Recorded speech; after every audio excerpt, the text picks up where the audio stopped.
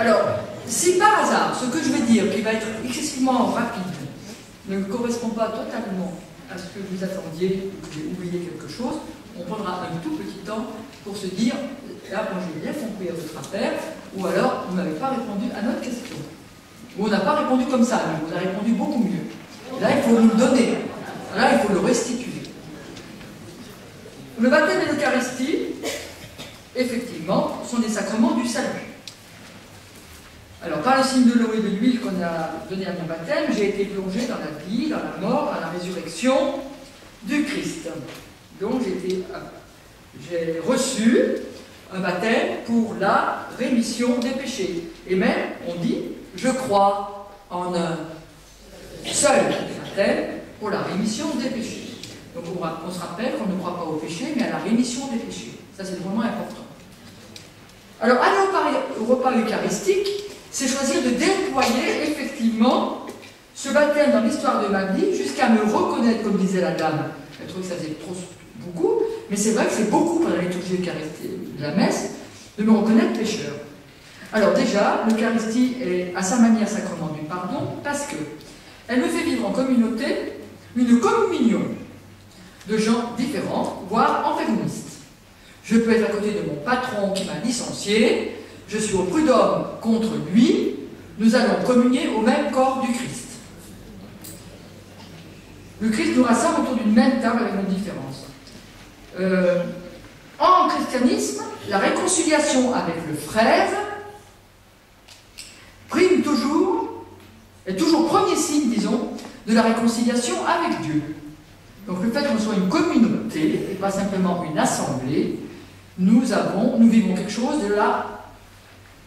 du pardon, du chemin de réconciliation.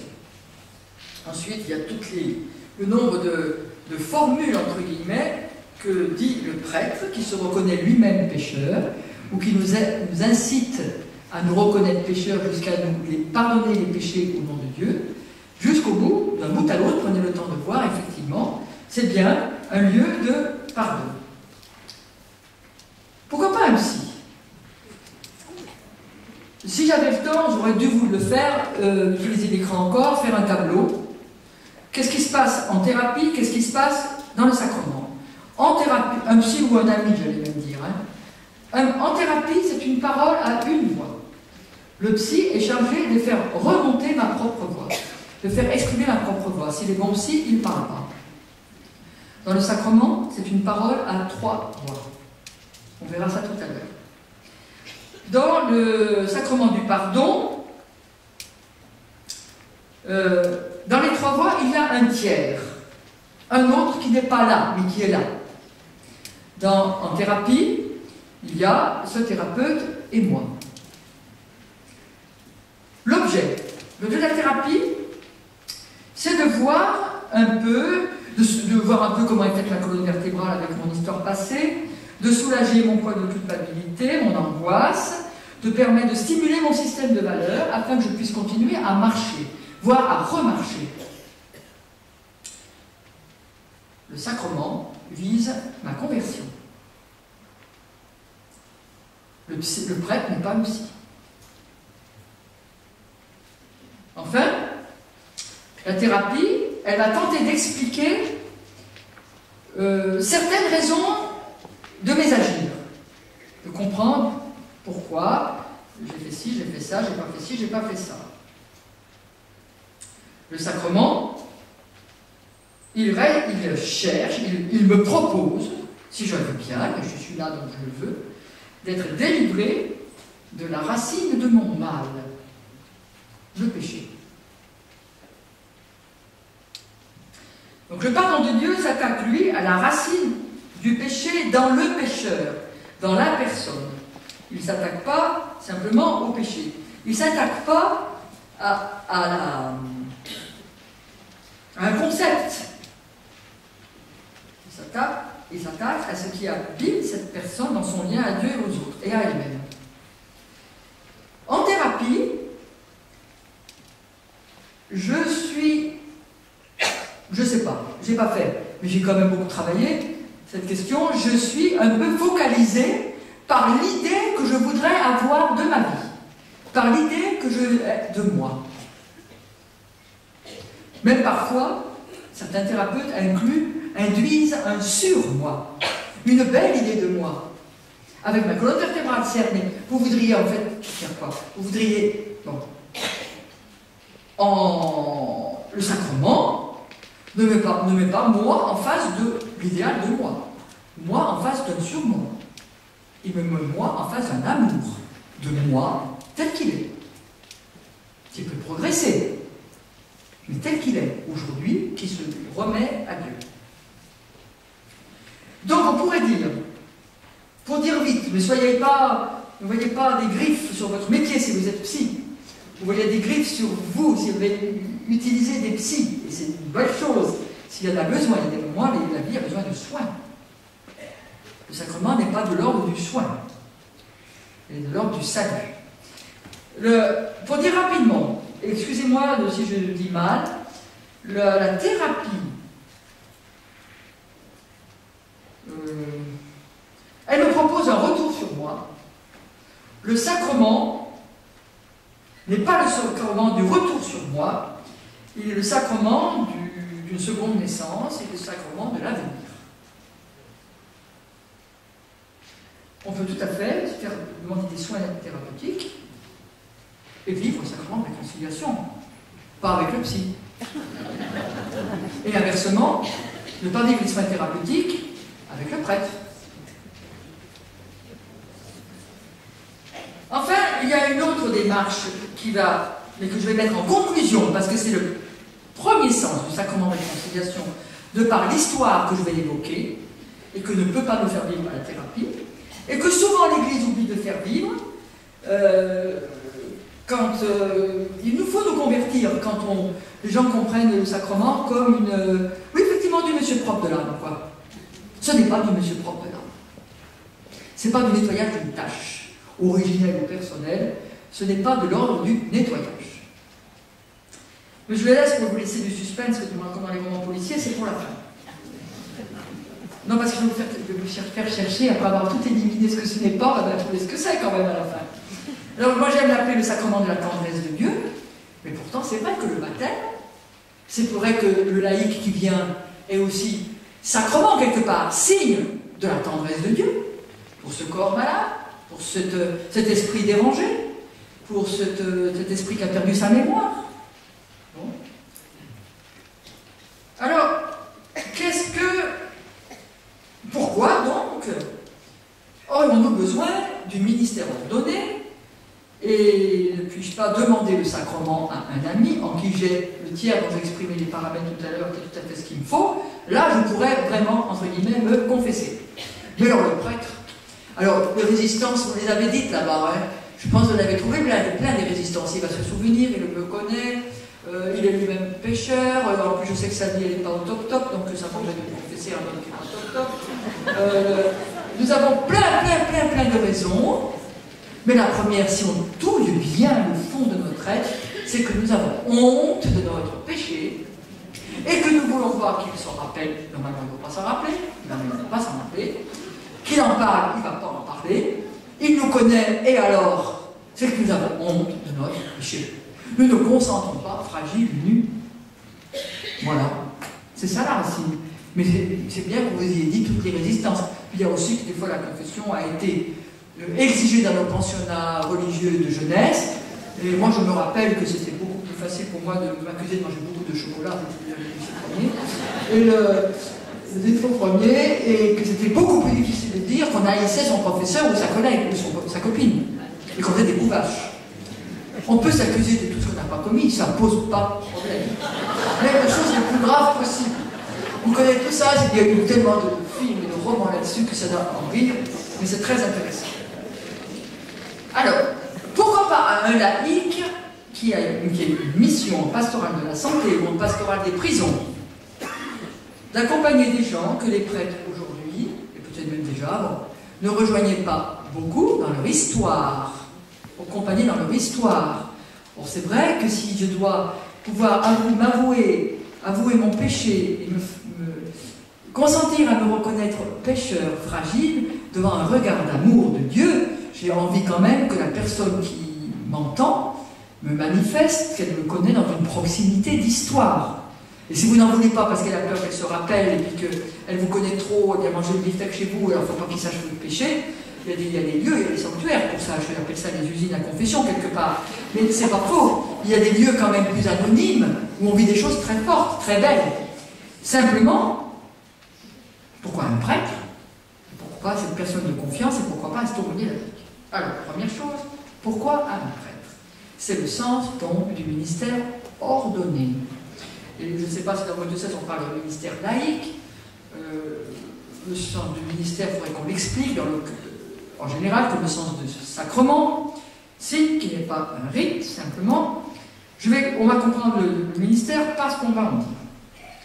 Alors, premièrement, le prêtre, l'évêque, et pas le diacre.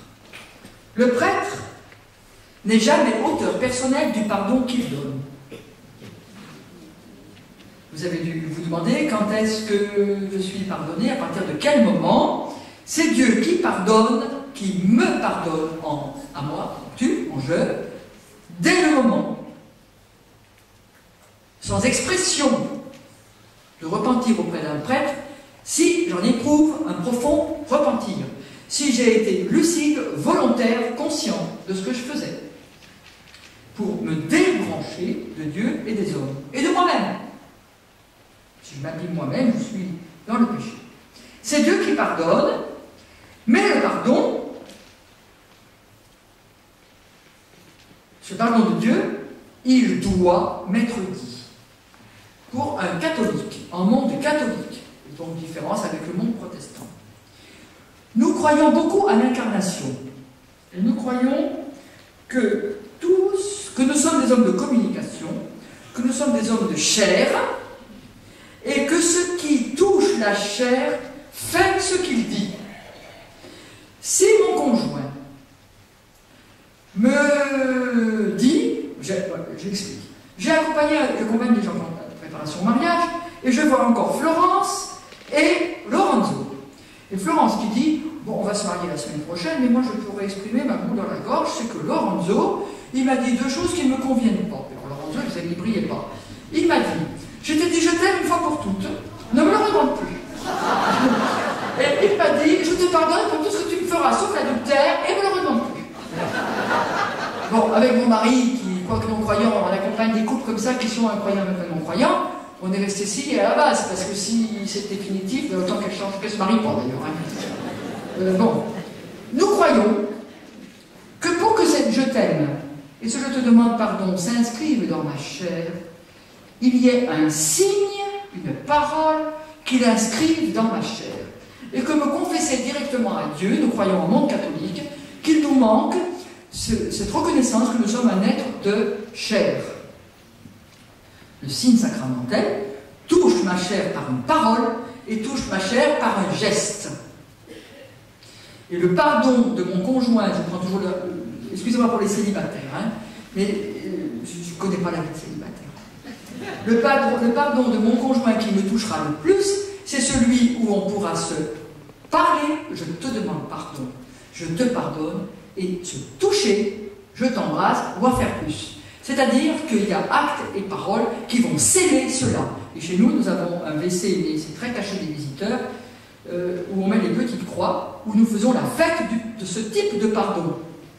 Parce que c'est cela qui scelle quelque chose dans la chair. Alors, nous avons donc besoin de signes. J'ai besoin d'un coup de téléphone, quelqu'un qui me dit comment tu vas, pour croire en l'amitié de ce quelqu'un. Voilà. C'est plus que d'un coup de téléphone, mais prenez l'idée du coup de téléphone si vous voulez. Or, il se trouve que par leur ordination, les prêtres ont reçu une place spécifique dans la communauté du peuple de Dieu, dans l'Église, parce que pour moi le peuple de Dieu c'est l'humanité, mais dans l'Église, le peuple des baptisés, ils ont reçu une place spécifique pour une mission spécifique. Vous allez dire, non, on fait tous pareil. Donc il ne faut pas nous regarder au niveau de la tâche. Oui, Monseigneur Fillet qui est là, évêque, il est visiteur de malade à domicile, il est aumônier d'hôpital. Oui, vous faites sans doute comme lui. Par rapport à la compassion, par rapport à l'écoute, par rapport à la parole, par par rapport à... Cependant, le prêtre en exercice sur cette paroisse, sur cette communauté, l'évêque en exercice sur ce lieu qui lui a été confié, signe de son amour. Il est chargé de la communion du peuple de Dieu qui lui est confié en ce lieu, en ce temps. Le sacrement de réconciliation, ça veut dire de recommunion de ce peuple. Et voilà qu'il nous est dit maintenant quel est le sens premier du sacrement de recommunion. C'est, non pas le monsieur propre, la thérapie de ma propre âme, c'est à travers cela et la grâce qui est donnée, la réintégration d'un membre malade par le péché dans la communion Église, afin que l'Église de cette paroisse, de ce terrain, de ce territoire, se porte mieux. Si mon ongle a un panari, mine de rien, c'est ma main qui va mal, c'est mon bras qui va mal, et je suis ronchon. C'est tout mon corps qui va mal. S'il y en a un de la communauté qui bave sur le curé, qui bave sur une animatrice en pastorale, qui est calomnieux, qui n'est pas amour, qui est fermé chez lui tout le temps, à regarder l'ordinateur ou la télé, etc., il empêche que se circule le courant d'espérance venu de cette communauté. La première fonction du sacrement, c'est la communion ecclésiale nourrie par la grâce de ce sacrement. C'est une dimension qui nous dépasse et le ministère ordonné a reçu cette mission. Le diacre n'a pas reçu cette mission à l'ordination. Le laïc qui a la lettre de mission d'accompagner les malades n'a pas reçu la mission de réintégrer les pécheurs dans la communauté Église. Il a reçu la mission d'être le sacrement du frère, signe de la tendresse de Dieu. Comment se situer si je suis un laïc ayant reçu mission de visiter les domiciles par mon curé, visiter les malades à domicile de ma paroisse, qui a reçu une mission d'animer le service diocésain du pastorat de la santé, qui a reçu une mission, etc., etc. D'être signé de la tendresse de Dieu. Comment me situer? Me situer, pas comme le prêtre. Me situer comme le prêtre qui est un baptisé. Pas comme le prêtre ministre ordonné, mais comme le prêtre qui est un baptisé exactement comme moi. Me situer comme un pécheur. D'ailleurs, dans la liturgie, jusqu'en 1900, je crois me rappeler, 78 ou 78, je crois, à vérifier, le prêtre, quand il recevait quelqu'un en sacrement de réconciliation, il se reconnaissait pécheur par un petit bout de la liturgie avec lui. Alors, le laïc, il est associé de l'évêque, il est associé du prêtre dans ce soin de la communauté ecclésiale comme communion. Il est associé, il n'est pas responsable. Mais alors pourquoi le magistère ne pense pas pouvoir leur donner pour une durée déterminée, dit-on, une mission de sacrement de réconciliation, parce qu'il y a pénurie de prêtres, parce qu'il y a des lieux qui sont privés de ce sacrement, et pas que de celui-ci, je pense en prison, je pense donc à l'hôpital, etc.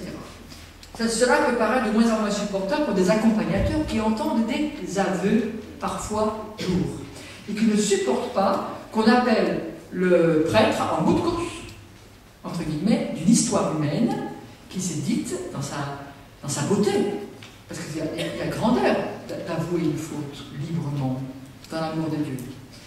Et d'attendre qu'il arrive comme un magicien de dernière minute pour donner un signe qui touche la chair et qui réintègre dans la communauté. C'est mal vécu.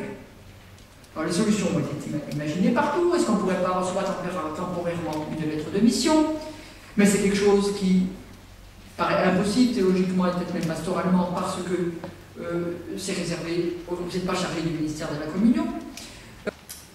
La question est sans doute peut-être de l'appel au ministère ordonné sur d'autres figures que les figures actuelles pour combler le manque de prêtres. Il faut reprendre la chose dans le sens de ce qu'est un prêtre et non pas dans le palliatif du manque de prêtres. N'empêche, qu'est-ce que doit être le frère que vous êtes? Le frère, vous êtes le sacrement du frère. Vous êtes celui qui est le passeur vers la lucidité, le passeur d'abord qui reconnaît en premier la douceur de Dieu pour lui. Vous êtes celui qui manifeste en premier la primauté de l'amour sur la faute. Vous êtes celui qui doit manifester par une image, un signe de croix, une croix, un silence, un texte. Manifester que vous n'êtes pas trois, mais que vous n'êtes pas deux, comme en thérapie, mais que vous êtes trois.